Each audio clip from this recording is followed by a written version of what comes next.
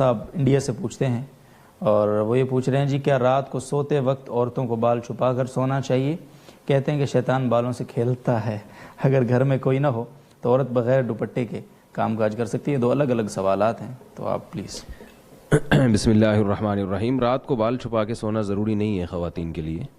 ہاں، کسی محرم یعنی نامحرم سے بہرحال پردہ ضروری ہے۔ کوئی نامحرم کا اگر گزر ہو، خیال یہ ہو کہ سوتے ہوئے کوئی دیکھ نہ لے تو ایک بات ہے، لیکن ظاہر ہے ایسی جگہ کبھی نہیں سویا جاتا۔ کوئی بھی شریف عورت ایسی جگہ نہیں سوئے گی، آرام کرے گی جہاں سے لوگ گزرتے ہوئے اسے دیکھیں، تو کوئی ضروری نہیں ہے سوتے ہوئے بال چھپانا۔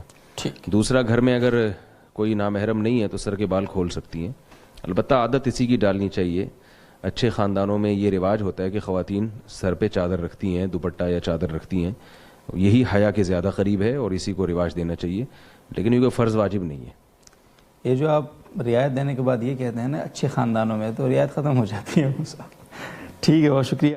اگر گھر کے اندر غیر محرم، جیسے جوائنٹ فیملی گویا کہ وہ پوچھنا چاہ رہے ہیں، تو وہاں عورتوں کے لیے کیا حکم ہے؟ پردہ کیسے کریں گی؟ کیا ضرورت کی بات کر سکتی ہیں؟ تھوڑا مختصر سے اس کا جواب۔ جوائنٹ فیملی میں پردے کا طریقہ تھوڑا سا نرم ہے، کیونکہ ظاہر ہے وہاں برقع پہن کے تو نہیں بیٹھ سکتی ہیں کونے میں۔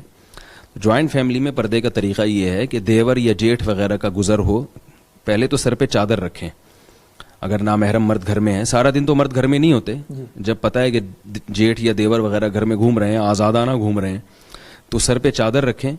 دیور کا جیسے ہی گزر ہو تو وہ گھونگھٹ تھوڑا سا آگے کر لیں تاکہ چہرے پہ ان کی نظر نہ پڑے، اتنا کافی ہے۔ اور اگر پھر بھی غلطی سے نظر پڑ جاتی ہے تو وہ معاف ہے۔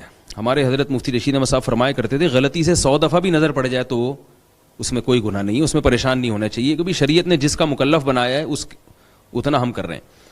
اور اگر کھانا گھر میں اکٹھا کھانے کا معمول ہے، جیسے والدین چاہتے ہیں کہ بھئی ایک دسترخوان پہ سب کھانا کھائیں، تو پھر اس میں طریقہ یہ ہے کہ جیسے جو خاتون ہیں وہ دسترخوان میں جس لائن میں بیٹھی ہیں تو ان کے ساتھ فاصلہ رکھ کے دیور بھی اسی لائن میں ہو، یعنی دیور یا جیٹھ سامنے نہ بیٹھیں۔ سامنے بیٹھیں گے تو بار بار بھابھی کے چہرے پہ نظر پڑے گی، جو شرعی پردے کے خلاف ہے، تو اسی رو میں بیٹھ جائیں تاکہ ان کے چہرے پہ نظر نہ پڑے۔ اس طرح سے گھر میں بہت آسانی کے ساتھ پردہ ہو سکتا ہے، سارے کام کاج بھی ہو سکتے ہیں۔ تو یعنی مطلب یہ کہ شرعی پردے کا جوائنٹ فیملی میں یہ مطلب نہیں ہے کہ وہ بالکل برقع پہن کے گھر کے کونے میں بیٹھ جائیں، یہ مطلب نہیں ہے۔ اور لیکن اتنی آزادی بھی نہیں ہے کہ چہرہ کھول کے دیور کے ساتھ آپ سامنے بیٹھ کے اس سے گپ شپ لگائیں، یہ بھی غلط ہے۔ خیریت پوچھی جا سکتی ہے، تھوڑی سی چادر آگے کر کے کھانا وانا پیش کیا جا سکتا ہے، یہ سب چیزیں جائز ہیں۔